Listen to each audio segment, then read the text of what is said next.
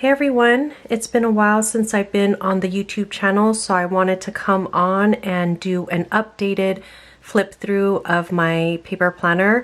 Right now I'm doing like a hybrid of paper planning combined with digital planning. So this week I'll show you how I set up my A5 size paper planner, and then in next week's video I'll show you how I set up digital planning on my iPad.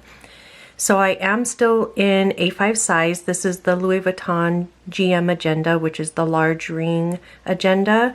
And I just love the space of an A5. So I've been sticking in here for quite a while now. And so this is how I set it up. I apologize in advance for any glare that you see from my pocket pages and dividers. I keep my front pockets pretty simple. I just have a planner card in here. This is from our August stationery sub, and I keep that in this front pocket with my most used sticky notes that I like to keep handy right in front. And then in the front secretarial pocket, I keep my most used stickers.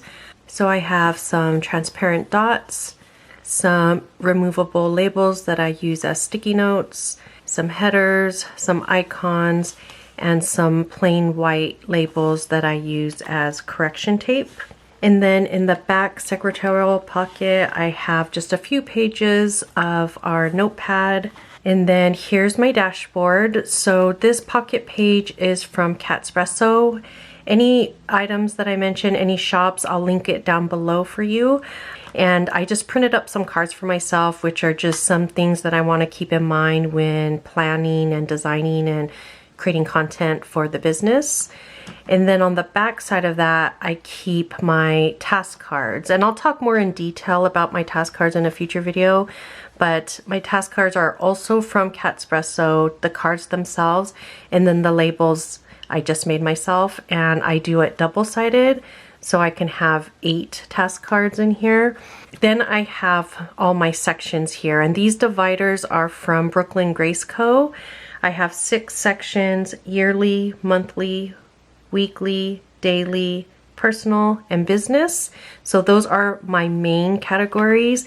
And then I do have some bottom dividers. I don't know if you can see them. They're unlabeled, but I keep these to mark my pages for the current month, the current week, and the current day. And then I do have one more divider up here, a top divider, and that's just a page marker for my planning routines. So this first section, yearly, I have my year overview calendar. I have it for 2021 and 2022, which I use for tracking things. And then I have my goals inserts bundle. So always at the front of my planner, I always keep a bundle of my goals and planning routines. So I have yearly, a yearly overview for personal, a yearly overview for the business. And sometimes you'll see these black sticky notes as just covering up confidential information. And then I have my monthly goals and like planning routines. I have it for weekly and then daily. Here's that page marker I was talking about, just so when I'm planning my days, I can quickly flip to my daily goals and routines. And then comes my monthly section. So I keep a whole year worth of monthly inserts in my planners at all time. And then, like I said, that bottom tab takes me directly to the current month, which is September. So I have a 4 pages per month kind of spread: forward planning, project planning, and then planning for design. So I have all the way through December, and then at the back I have an important dates calendar, which I use for forward planning for the following year. And then the next section is my weekly section. So I do keep a whole month worth of weekly inserts in my planner at all times. I do some meal planning, all my like schedule and tasks, and on the back I do some content planning.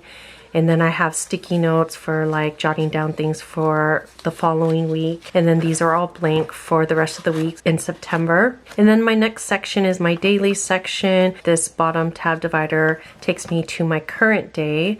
So on this side, on that bottom tab divider, I do have a daily dashboard, which I keep just a calendar, month at a glance. I do some tracking. I have a spot for my task cards. And then this is my daily insert. So I do a schedule, tasks, and then a back page for like notes and stuff. And just like my weeklies, I keep a whole month's worth of daily inserts in my planner at all times. And then the back two sections are split up into personal and business. And since these sections have a lot of personal information on it, I just printed up some blank copies so I can show you guys without a bunch of sticky notes covering it up. But this insert is actually being released in a couple of weeks in our printable shop. It's a perpetual calendar, so there's January through June here, and then on the back is July through December. And I use this for tracking some health stats like weight, blood pressure, etc. And then this insert here is just a personal insert I made for myself for tracking like my blood glucose levels and stuff like that for different meals. And then this insert is available in our printable shop. It is a little bit different than you see here. I added my own personal like headers. I added some dark lines here to split up the weeks. This is where I track our personal spending for the month. And then I have a yearly tracker, and this is where I track health appointments, and then just some blank grid paper for extra notes. My last divider is my business section. And again, I'm just showing you blank inserts so I don't show any personal information. This insert is available in the printable shop. Again, I added my own headers. I added my own shading here. And then I have a shop tracker. I do have this in the printable shop as well. It's not called shop tracker. I think it's just called tracker or something like that. So you could track whatever you want. I use it for tracking different business stats. And then I have an insert for my passwords and some more just blank grid paper for notes. And then in the back of my planner, I do use it as a wallet. So this is an A5 size planner. They're super heavy, and I carry my planner with me every day, everywhere I go.